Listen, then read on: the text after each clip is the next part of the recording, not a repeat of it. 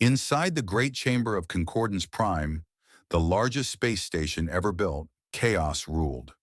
Representatives from over 200 species pushed and shouted at each other. Some had scales, some had fur, some had bodies made of living crystal or gas contained in special suits. They came from every corner of the galaxy. They were the Galactic Council, the governing body of known civilization. And right now, they were terrified. High Chancellor Vethanar stood at the center podium. His blue skin had turned pale gray, a sign of extreme stress in his species. He raised all four of his arms, trying to bring order to the room. "Please, representatives, please, we must have order." No one listened. The shouting continued. On the massive display screen behind the Chancellor, red dots moved slowly across the star map. Each dot represented a warship. There were 12,000 red dots, and they were heading straight for the heart of civilized space. The Krath Dominion had finally come. For 50 years, the Krath had been a nightmare at the edge of known space. They were a warrior species, tall and powerful, with gray armor-like skin and four arms that ended in claws. They believed in only one thing: conquest. The strong ruled, the weak served. This was their only law. In 50 years, they had conquered 40 star systems. They had enslaved billions. They had destroyed entire civilizations. And now their great armada was coming for the core worlds. Ambassador Trix of the Fennery Collective finally managed to make her voice heard above the chaos. She was small, covered in soft white fur, and her large eyes were wet with fear. "The numbers do not lie," she cried. "Our combined fleet has 4,000 ships. They have 12,000. We cannot win this battle. We cannot even slow them down." "Then we negotiate," shouted another representative, a massive being made of living rock. "We offer them tribute. We give them what they want." "You fool," hissed Representative Siler of the Vethian Empire, a snake-like creature who wrapped around a tall pole. "The Krath do not negotiate. They do not accept tribute. They accept only total surrender, complete slavery. They will take everything we have and everyone we are." The shouting began again, louder than before. In a small section of the chamber, far from the center, sat the human delegation. There were only 3 of them. Ambassador Elena Chen sat in the middle, a woman of 50 years with gray hair and calm dark eyes. On either side of her sat her 2 aides, younger humans who looked nervous. No one paid attention to the humans. No one ever did. Humanity had joined the Galactic Union 847 years ago. When the first alien ship had arrived at Earth, humans had been excited. They thought they would join a great civilization of advanced beings. They thought they would learn amazing technologies and explore the stars. Instead, they found that the galaxy already had plenty of advanced species. The galaxy already had warriors and scientists and builders. What the galaxy needed, they were told, was food. Earth had rich soil and perfect conditions for farming, and so humanity became farmers. For 847 years, humans had been known as a minor agricultural species. They grew food, they made art, they wrote poetry and philosophy. They were considered peaceful, simple, and not very important. During major debates, nobody asked for the human opinion. During crises, nobody expected humans to help. This was exactly how humanity wanted it. Elena Chen watched the chaos around her with a still face. Her aides looked at her with questions in their eyes, but she gave them a small shake of her head. Not yet. The chamber fell suddenly quiet when the main screen flickered. A new image appeared. A face, gray skin, 4 arms, eyes like black holes that held no mercy. It was Admiral Vorath, commander of the Krath Armada. "Greetings, Galactic Council," the Admiral said. His voice was deep and cold, like stones grinding together. "I am Vorath. I speak for the Dominion." High Chancellor Vethanar tried to compose himself. "Admiral Vorath, surely we can discuss this situation. Surely there is a way to find peace between our peoples." Admiral Vorath laughed. It was not a pleasant sound. "Peace? You misunderstand, Chancellor. We do not come to discuss. We come to inform. In 72 hours, my armada will reach your core systems. You have 2 choices. 1, surrender completely. Every species, every world, every resource will belong to the Dominion. You will serve us. 2, refuse and be destroyed. Every ship, every station, every city, we will leave nothing but ashes. This is madness, shouted Ambassador Trix. We are hundreds of species, billions of lives. Yes, Admiral Vorith agreed. You are. And soon you will all be ours. Or you will be nothing at all. He paused, and his lipless mouth curved into something like a smile. You have until we arrive to decide. Choose wisely. The screen went dark. For a moment there was complete silence. Then the chaos returned, worse than before. Some representatives were crying, some were screaming, some were already trying to contact their homeworlds, preparing for evacuation or surrender. In the small human section, Elena Chen stood up quietly. She turned to her aides. I need to contact Earth, she said in a low voice. Stay here. Observe. Report anything unusual. Ambassador, one of her aides whispered, what are we going to do? We have no military. We have no weapons. We're just farmers. Elena looked at the young man for a long moment. There was something in her eyes, something old. Something that had been passed down through human generations for almost 1,000 years. A secret. Just observe, she said, and do not worry. She left the chamber through a side door. No one noticed. No one ever noticed the humans. The next several hours were filled with arguments and despair. Plans were made and abandoned.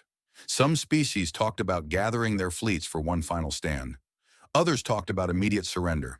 The Fenari representatives suggested sending everything they had at the Krath while their civilians tried to flee. The Vethian representative calculated that even with such a sacrifice, only 12% of the population could escape. There was no hope. Everyone knew it. The mathematics were simple and brutal. 12,000 warships against 4,000. The Krath would destroy the Galactic Union's fleet in hours. Then they would take everything. Late in the evening, as exhaustion began to silence even the most passionate voices, something strange happened. A technician at one of the sensor stations suddenly sat up straight. Her gray skin went even grayer. She pressed buttons, checked readings, pressed more buttons. High Chancellor, she called out, her voice shaking. High Chancellor, we have something. Vethanar turned to her. What is it? More Krath ships? No, sir. I don't know what it is. The main screen changed. It now showed the space behind the Krath Armada, far behind, in a region of empty space where nothing should exist. There was an energy signature there. A big one. A very, very big one. That's impossible, whispered Representative Seiler. There's nothing out there, no systems, no stations, nothing. The readings must be wrong, said the Fenari ambassador. Our sensors must be damaged. But the readings were not wrong. As the council watched, the energy signature grew larger. Something was coming out of that empty space. Something was emerging from nothing. What is that? The Chancellor asked. No one answered. No one knew. Ambassador Elena Chen returned to the chamber at that moment. She walked to her seat, sat down, and folded her hands in her lap. Her face showed nothing. Her aides looked at her with wide eyes, but she did not explain. On the screen, the energy signature continued to grow. It was now larger than anything the Council had ever seen. Larger than a star. Larger than a fleet. Larger than anything that should exist in normal space. Something's coming through, the technician reported, her voice barely a whisper. Multiple contacts. Hundreds. No. Thousands. Thousands of contacts. The council chamber was completely silent now. Every eye, every sensor, every thought was focused on that impossible reading. In that empty space where nothing should be, ships were appearing. Not dozens, not hundreds, thousands of ships. They came through in perfect formation, emerging from a hole in reality itself. Their hulls were black. Their shapes were unlike anything in the database. They carried no transponder signals. They sent no identification codes. How many? The Chancellor asked. The technician checked her readings 3 times before answering. Her voice was hollow with shock. 15,000 ships, High Chancellor. 15,000 unknown vessels. They're not in any database. They don't match any known species. They don't exist in any record, anywhere. The chamber erupted again, but this time the shouting was different. This was the sound of beings who had just seen something impossible. The Krath Armada was terrifying, but at least they were known. This new fleet was something else entirely. This was fear of the unknown. Who were these beings? Where did they come from? Were they here to help? Were they here to conquer? Were they something even worse than the Krath? In her small seat at the edge of the chamber, Ambassador Elena Chen watched the chaos. She did not shout. She did not panic. She simply watched and waited and knew what no one else in that room knew. The wait was almost over. Humanity's 800-year secret was about to be revealed. Admiral Vorath stood on the command bridge of his flagship, the Dominion's Wrath, and stared at the sensor readings with all four of his eyes. His officers moved nervously around him. None of them wanted to be the one to speak first. "A sensor error," Vorath finally said. "That is the only explanation." "We have checked the sensors 17 times, Admiral," his science officer replied, keeping his voice very careful. "The readings are accurate. There are ships behind us, 15,000 of them." Vorath turned slowly. His massive gray body seemed to fill the entire bridge. His eyes, black and empty, fixed on the science officer. "Ships do not appear from nothing. Ships do not exist without records. Ships do not hide in empty space for no reason." He stepped closer. "Find me the truth, or I will find a new science officer." "Admiral," another officer called out, "the unknown fleet is holding position. They are not advancing. They are not retreating. They are simply waiting." Vorath turned back to the main screen. The black shapes of the unknown ships sat there in perfect formation. 15,000 vessels, each one silent, each one still. It was not natural. Fleets moved. Fleets communicated. Fleets showed signs of life. This fleet did nothing. It just waited.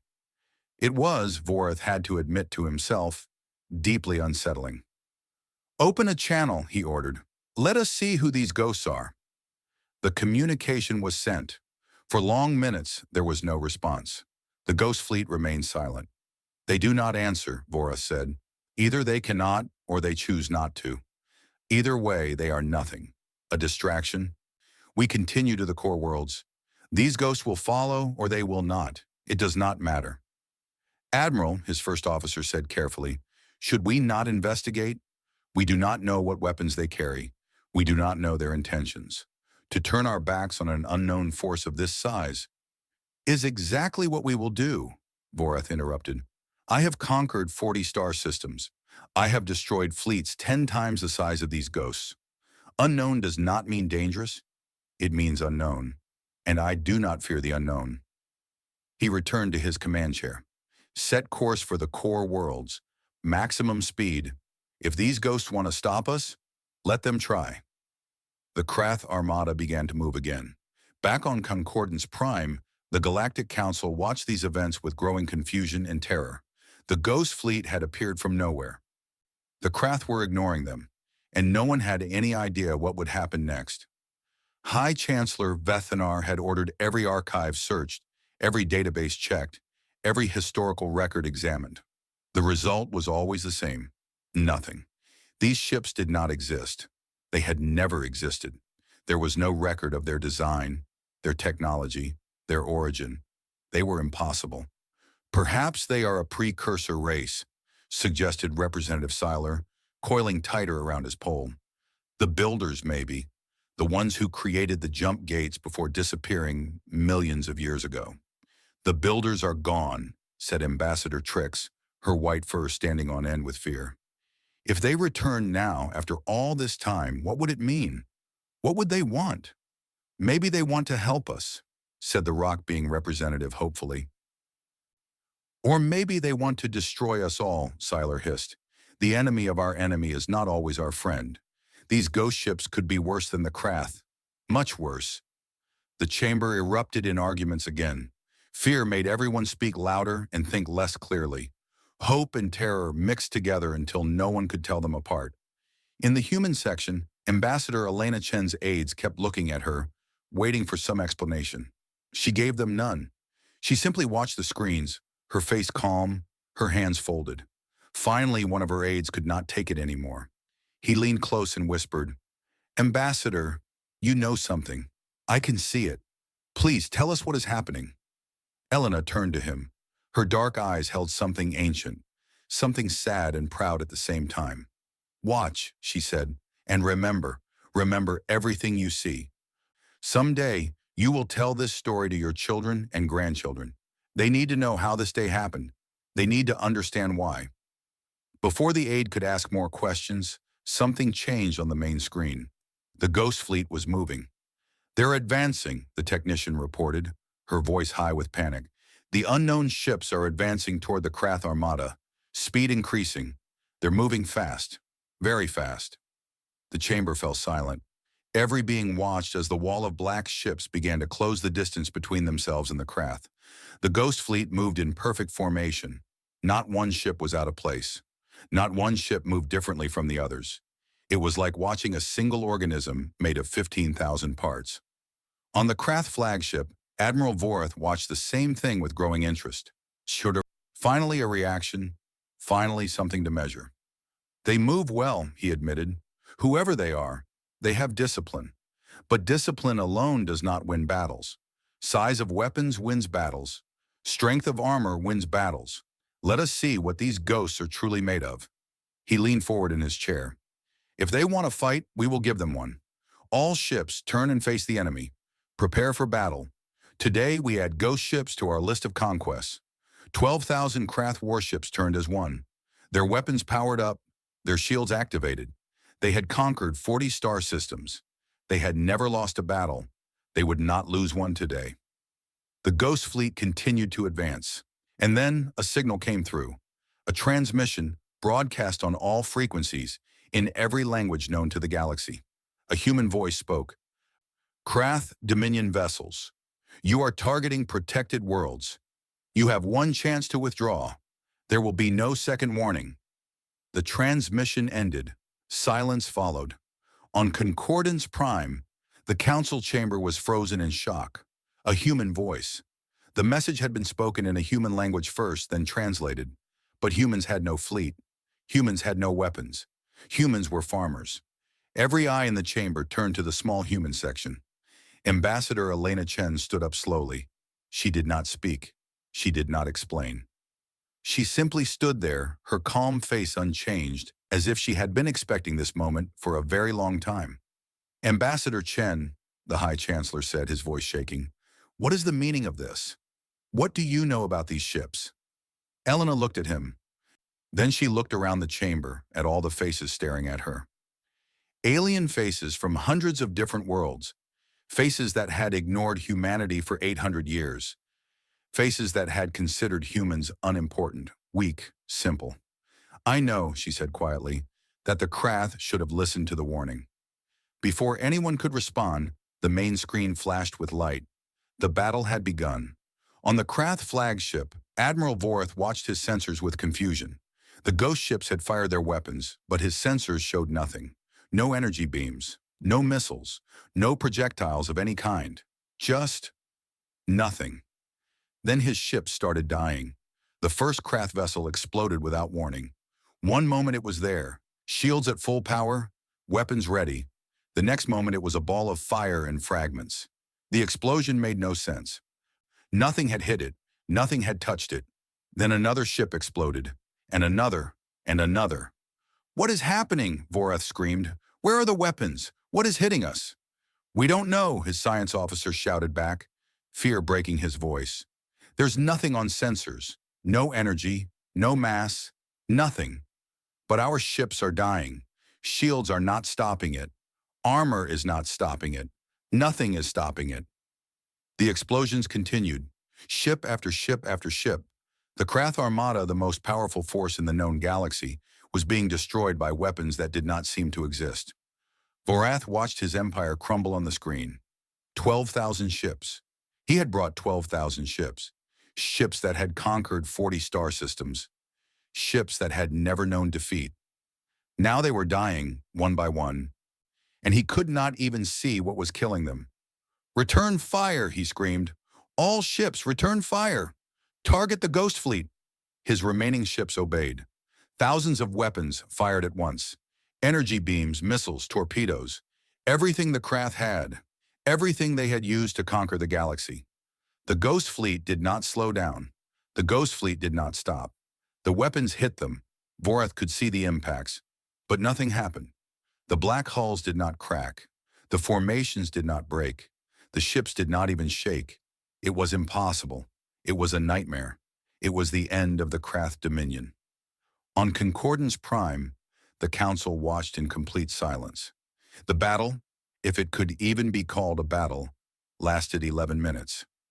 In 11 minutes, the greatest armada the galaxy had ever seen was reduced to fragments and memories. When it was over, only 347 Krath ships remained. These were the ones that had surrendered immediately, the ones that had shut down their weapons and begged for mercy. The Ghost Fleet let them live. 15,000 black ships floated among the wreckage of the Krath Armada. They had not lost a single vessel.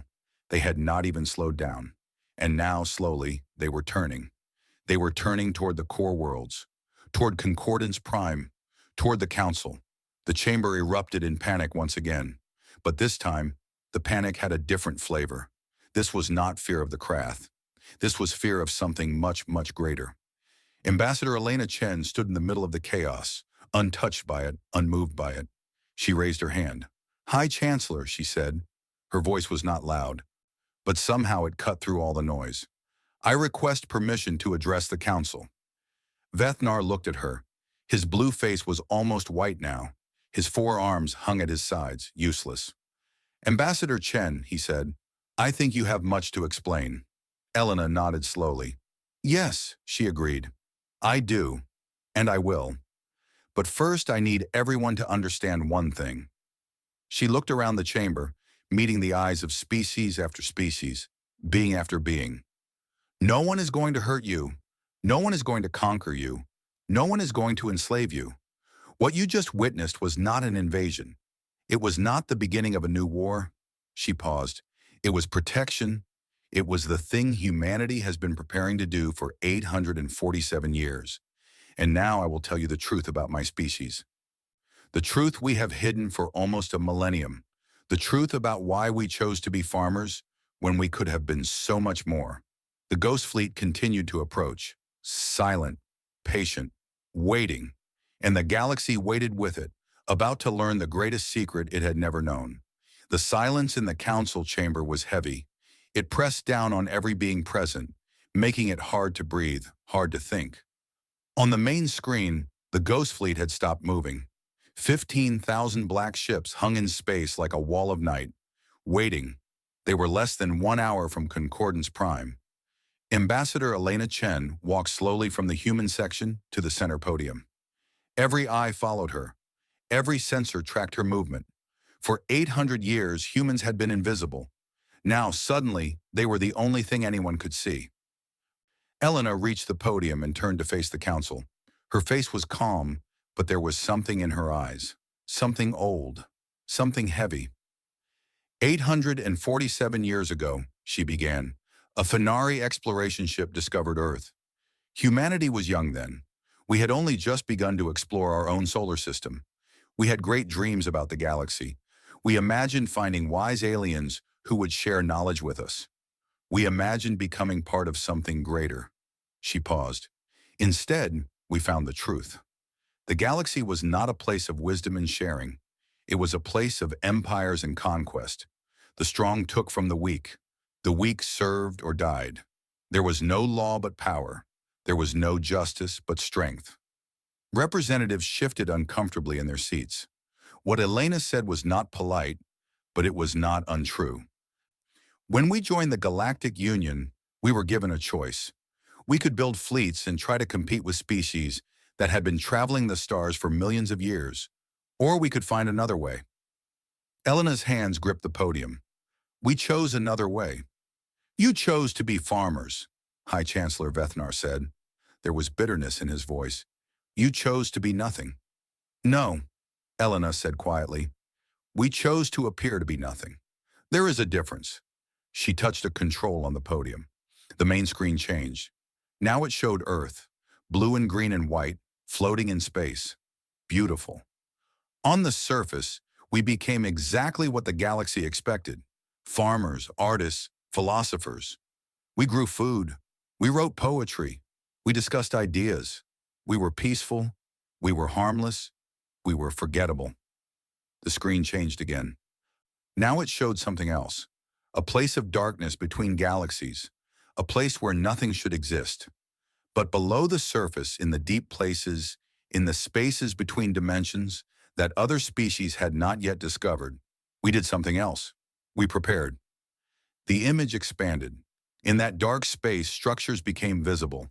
Massive structures, shipyards that stretched across light years, factories that built weapons of impossible design, training facilities where humans lived their entire lives learning the arts of war. For 847 years we built, Elena continued. We researched physics that the galaxy considered impossible. We developed weapons that work on principles your scientists have not discovered. We constructed ships in dimensions your sensors cannot detect. And we trained crews. Generation after generation, families who lived and died in the void, never seeing Earth, never knowing any other life, all waiting, all preparing for the day when they might be needed. The chamber was completely silent, not one being moved, not one being spoke. We call it Terra Obscura, Elena said. The dark Earth, 15,000 vessels, technology 500 years beyond anything in the known galaxy, and crews who have spent their entire existence training for one purpose, to protect. To conquer, hissed Representative Seiler. You mean to conquer. Elena turned to face the snake-like being. Her expression did not change. If we wanted to conquer, Representative, we would have done it centuries ago. We could have taken this galaxy at any point in the last 500 years. We chose not to. Do you understand? We chose not to. But why? Ambassador Trix asked, her voice small and confused.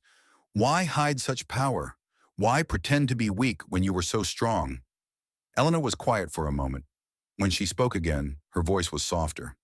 Because humanity learned a lesson long ago. A terrible lesson. Before we ever met other species, we spent thousands of years doing to each other what the Krath do to the galaxy. We fought wars. We committed genocides. We enslaved and tortured and destroyed. We were as evil as any species that has ever existed. She paused, letting the words sink in. And then we saw what we had become. We looked at ourselves and felt shame. Deep shame. We nearly destroyed ourselves before we found a better way. We learned that power without wisdom is destruction. Strength without mercy is cruelty. The ability to harm means nothing if you cannot choose not to harm. Elena looked around the chamber again. When we joined the galaxy, we saw the same patterns repeating. The strong taking from the weak, the powerful destroying the helpless. And we knew that if we revealed our strength, we would become part of that pattern. Others would fear us. Fear creates enemies. Enemies create war. War creates suffering. We did not want to be another empire. We did not want to be another Krath. So you hid, the Chancellor said. So we hid, Elena agreed. We became farmers. We became invisible. We let other species feel powerful. We let other species think they were in control. And every single day for 847 years, we chose not to use the power we had built. Every single day, we chose peace. She turned back to the main screen. The ghost fleet still waited there, silent and still. But we also made a promise to ourselves, a promise to every human who has ever lived. Never again would we stand by while innocents were destroyed. Never again would we watch genocide and do nothing. If the day ever came when evil threatened to consume everything, we would act. We would protect. Elena's voice grew harder now. The Krath came to conquer this galaxy. They came to enslave billions. They came to destroy civilizations. They came to do exactly what humanity once did to itself.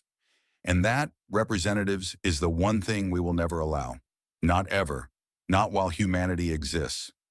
The chamber remained silent. Elena continued. We did not want to reveal ourselves. We hoped we would never have to. For 800 years, we hoped the galaxy would learn to protect itself. We hoped peace would grow stronger than war. We hoped beings would choose cooperation over conquest. She shook her head slowly. But hope is not enough. The Krath proved that. 12,000 warships, 40 conquered systems, billions of slaves. That is what happens when no one is strong enough to say no. That is what happens when evil is allowed to grow unchallenged. On the screen, the wreckage of the Krath Armada floated in the void. Thousands of destroyed ships, the greatest military force the galaxy had ever seen, reduced to nothing in 11 minutes. Now you know what happened, Elena said. You know what the Ghost Fleet is. You know where it came from. You know who we are. She stepped back from the podium. The question now is, what happens next? The silence stretched on. Finally, High Chancellor Vethnar spoke. What? What do you want from us, Ambassador Chen?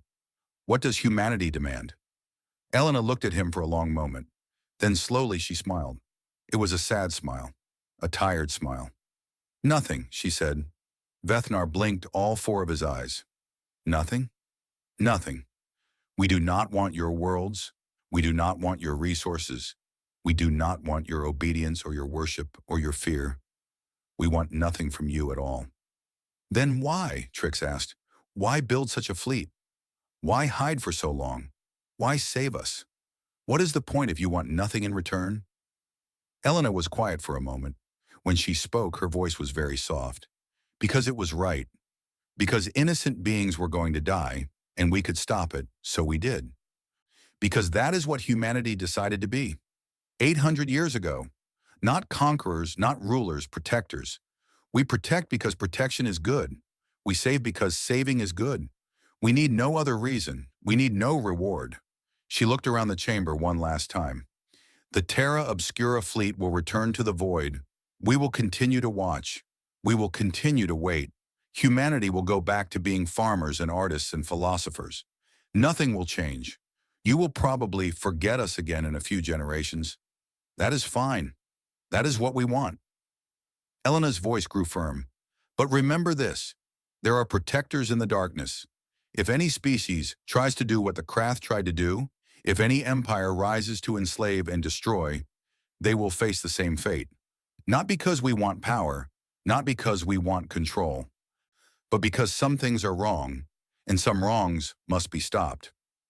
She turned and began walking back to her seat. That is the truth of humanity. That is what we have been hiding for 847 years. Now you know. Behind her, the Ghost Fleet waited in the void, silent, patient, ready. And for the first time in its history, the Galactic Council had nothing to say. The chamber remained frozen for nearly 5 minutes after Elena Chen returned to her seat. 200 species, some of the most powerful beings in the galaxy, sat in complete silence. They did not know what to say. They did not know what to think. Finally, Representative Seiler uncoiled himself from his pole and moved toward the center of the room. His scales caught the light as he turned to face the human section. "You deceived us," he hissed. The anger in his voice was clear. "For 800 years, you lied. You pretended to be weak. You pretended to be harmless.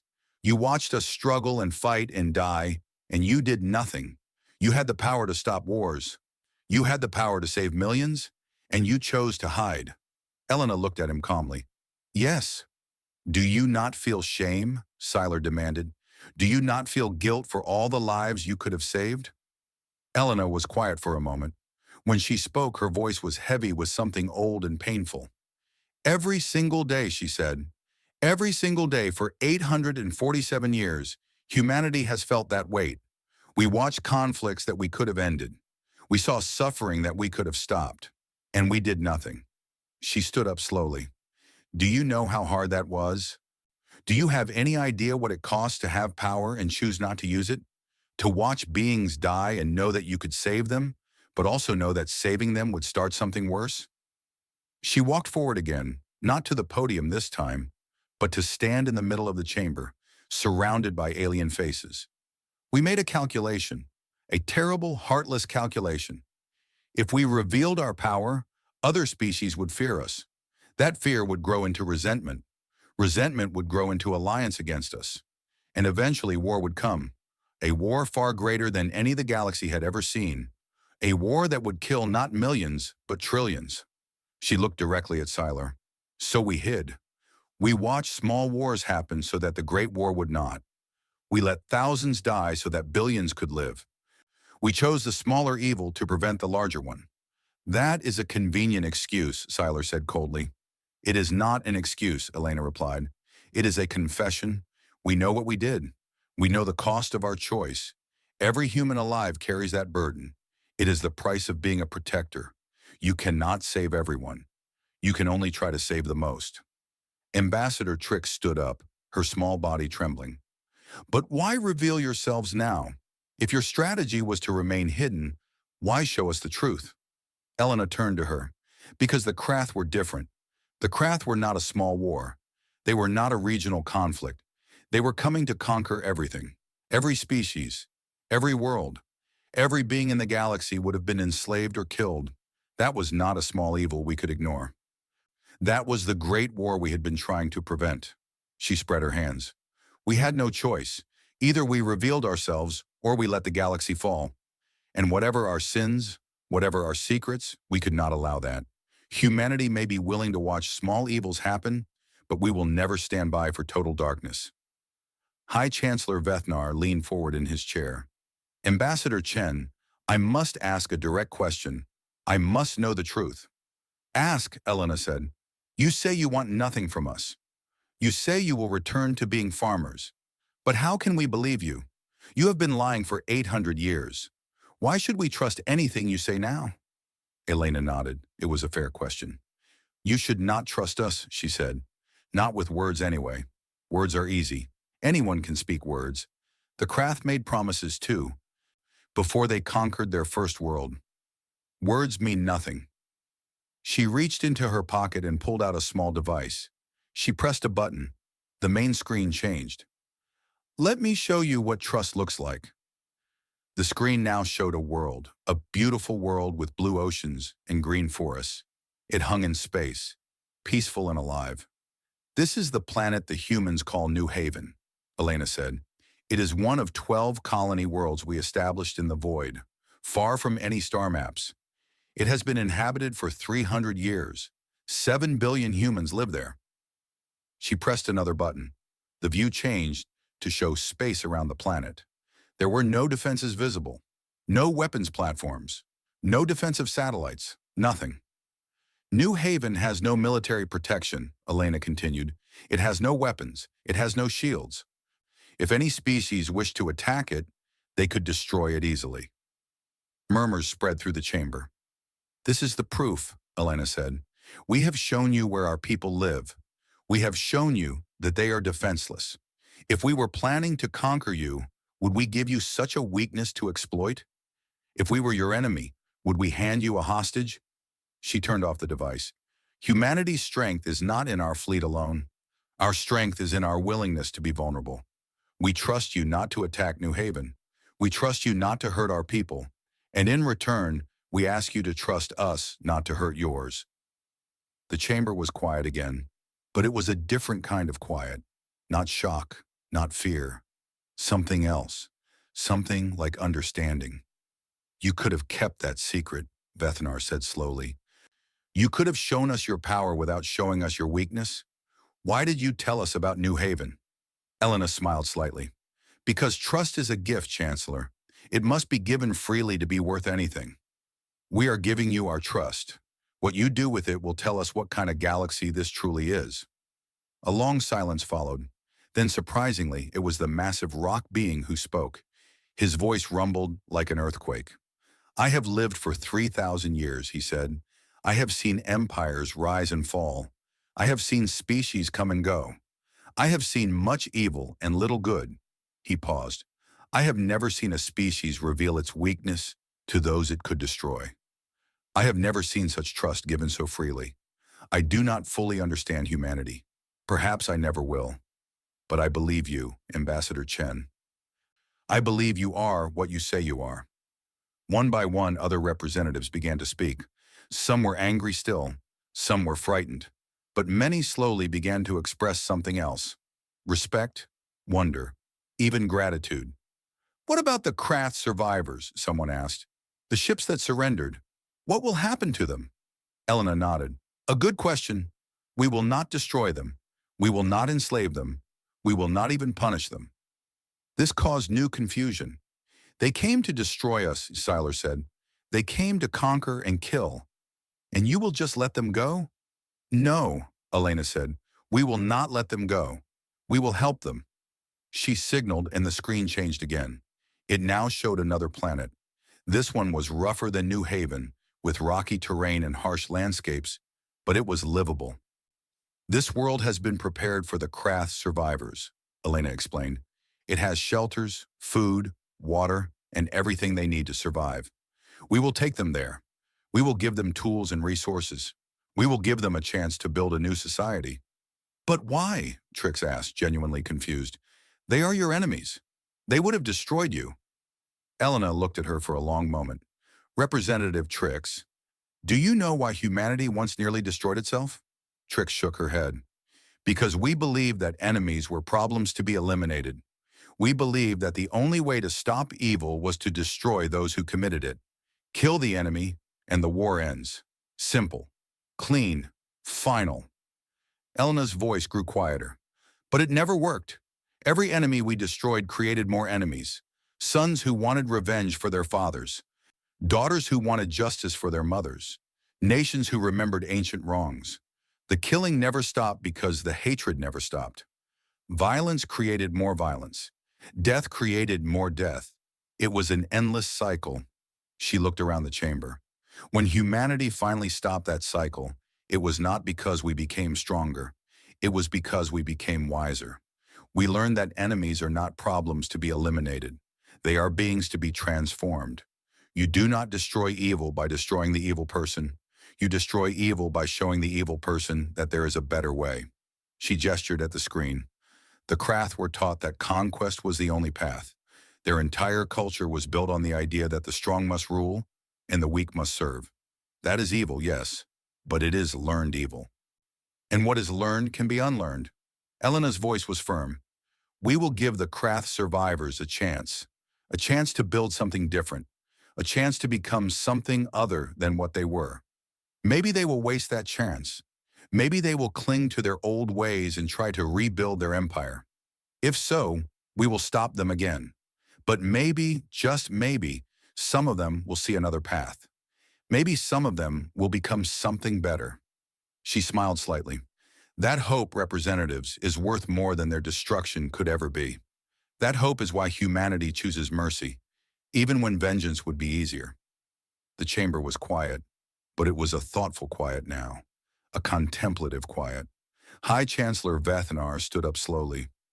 Ambassador Chen, he said, I have served on this council for 70 years. I have seen many things, but I have never seen anything like today. I have never met a species like humanity. He made a formal gesture of respect.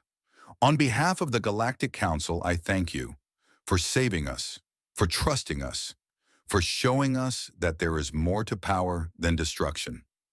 Elena bowed her head slightly. We do not need thanks, Chancellor. We did what was right. That is enough.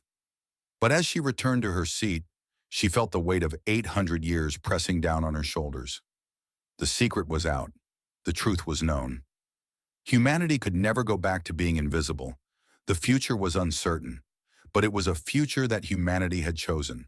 A future of openness instead of hiding. A future of trust instead of fear. For better or worse, everything had changed.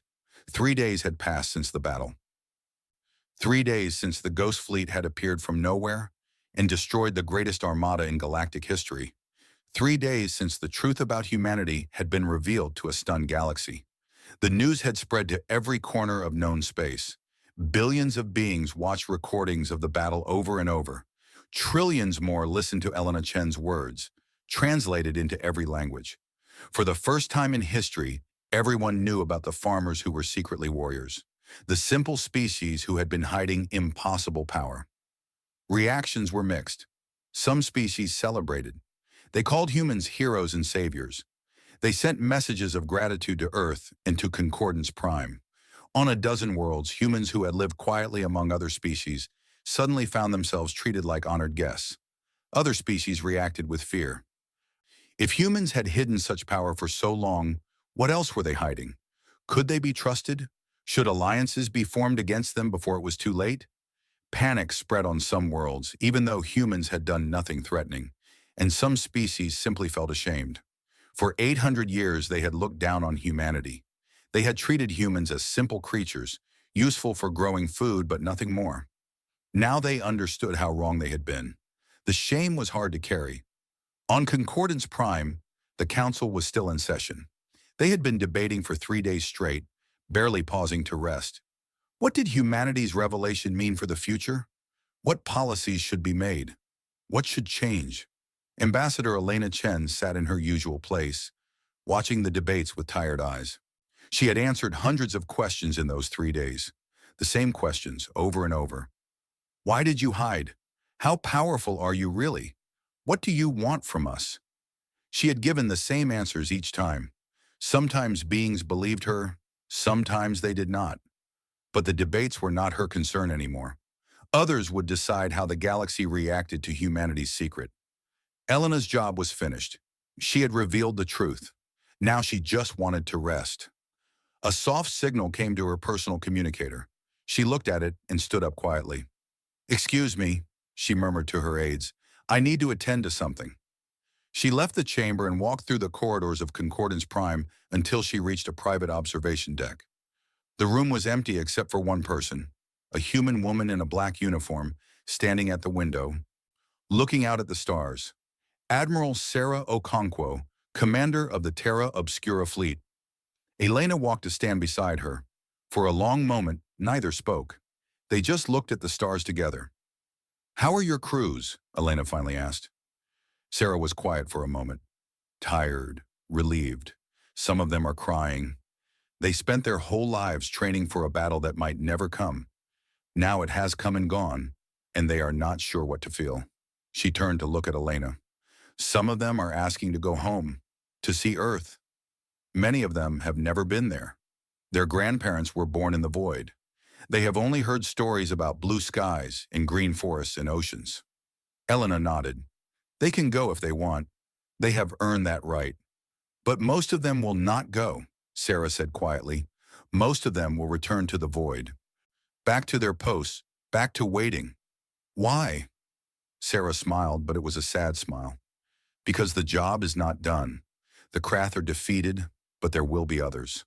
There are always others. Someone, somewhere, will decide that conquest is easier than cooperation. Someone will build an army and try to take what does not belong to them.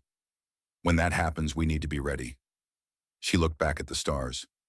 That is the burden of being a protector, Ambassador. The work is never finished. The watch never ends. You cannot save the galaxy once and then rest. You must save it again and again, forever. Elena was quiet. She understood. She had carried the same burden for 30 years as ambassador. The weight of knowing, the weight of pretending, the weight of secrets. I spoke to the council about the Krath survivors, Elena said. They have agreed to let us handle their rehabilitation. No other species wants that responsibility. Sarah nodded. We have already transported them to the new world. Most of them are still confused. Some are angry. A few have tried to attack our personnel. Any casualties? None. Our people are trained for this. They know how to be patient. They know how to wait. Sarah paused. There is one Krath who has been asking to speak with a human leader, Admiral Vorath. He survived the battle. He wants to understand. Elena raised an eyebrow. Understand what? Everything, I think. Why we saved his people. Why we did not destroy them when we had the chance.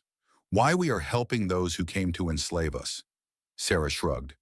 He is struggling. His entire understanding of reality has been broken. He does not know how to process it. Elena thought about this. I would like to speak with him. Someday, when things settle down, I will arrange it. They stood in silence again. Outside the window, one of the ghost ships was visible, a black shape against the stars, waiting to return to the void, waiting to resume its eternal patrol. Do you think it was worth it? Elena asked quietly. 800 years of hiding, 800 years of watching and waiting. Was it worth it in the end? Sarah considered the question for a long time. I do not know, she finally admitted. I know what we prevented. The galaxy is still free. Billions of beings are still alive who would have been enslaved. That matters. That has to matter. She paused. But I also know what we lost. Generations of humans who never saw sunlight. Families who lived and died in the void, never knowing anything but duty. Children who were trained for war before they could walk. We gave up so much to become protectors. Sometimes I wonder if we gave up too much. Elena had no answer for that. There was no answer. It was one of those questions that could never be fully resolved. The galaxy knows about us now, Elena said. Things will change. Some species will hate us. Some will fear us. Some will try to use us. Nothing will ever be the same. No, Sarah agreed. It will not. She turned to face Elena fully. But that is not necessarily bad. Perhaps the galaxy needed to know. Perhaps it is time for humanity to step out of the shadows and be part of things openly. We have been hiding for so long. Maybe it is time to stop. Elena smiled slightly. That is a very optimistic view for the commander of a secret fleet. Sarah returned the smile. Someone has to be optimistic. If the protectors lose hope, what chance does anyone else have? Behind them, the door opened. One of Elena's aides entered, looking apologetic. Ambassador, I am sorry to interrupt. The Council is requesting your presence. They want to discuss the terms of humanity's new relationship with the Union. Elena sighed. More debates, more questions, more explanations. The work of diplomacy never ended, just like the work of protection. I will be there shortly, she said. The aide nodded and left. Elena turned back to Admiral Okonkwo. I suppose this is goodbye for now. Sarah extended her hand and Elena shook it. Take care of the galaxy, Ambassador. We will be watching from the void, as always. And you take care of yourselves, Elena replied. You are not just protectors. You are people too. Do not forget that. Sarah smiled. We will try. They parted. Elena returned to the council chamber to face more questions and more fears. Sarah returned to her ship to rejoin the fleet that had protected the galaxy in secret for 800 years. Hours later, the Terra Obscura fleet began to move. One by one, the black ships activated their dimensional drives. One by one, they slipped out of normal space, returning to the void between dimensions where no sensors could follow. In the council chamber, representatives watched them go on the main screen. Some felt relief, some felt fear, some felt sadness. Elena Chen watched with the heaviest heart of all. She knew what those ships represented. She knew the sacrifice of every human who served on them. She knew the weight they carried, the burden of protection that never ended. The last ship vanished. The screen showed nothing but empty space where impossible things had happened. Ambassador Chen, the High Chancellor said quietly, will they return? Elena looked at him. Only if they are needed, she said. Only if something threatens the galaxy again. Otherwise, they will wait. They will watch. They will protect from the shadows, as they have always done. She turned back to the screen. That is the nature of true strength, Chancellor. It is not about what you can destroy. It is about what you choose to protect. And humanity will always choose to protect. That is who we are. That is who we have always been. Far away in the void between galaxies, 15,000 ships resumed their eternal patrol. Their crews returned to their routines, training, watching, waiting. They did not know when they would be needed again, perhaps never, perhaps tomorrow. It did not matter. They would be ready. They would always be ready. That was the burden of being humanity's protectors. And it was a burden they carried with pride. On a quiet observation deck, a young human crew member looked out at the endless darkness. He had never seen Earth. He had never felt wind or rain or sunlight. He had been born in the void, like his parents and grandparents before him. But he knew why he was here. He knew what he protected. And he knew that somewhere, in the galaxy he would never see, billions of beings were living free because of his sacrifice. That was enough. It had to be enough. He smiled softly and returned to his duties. The watch continued. The protectors endured, and the galaxy for now was safe.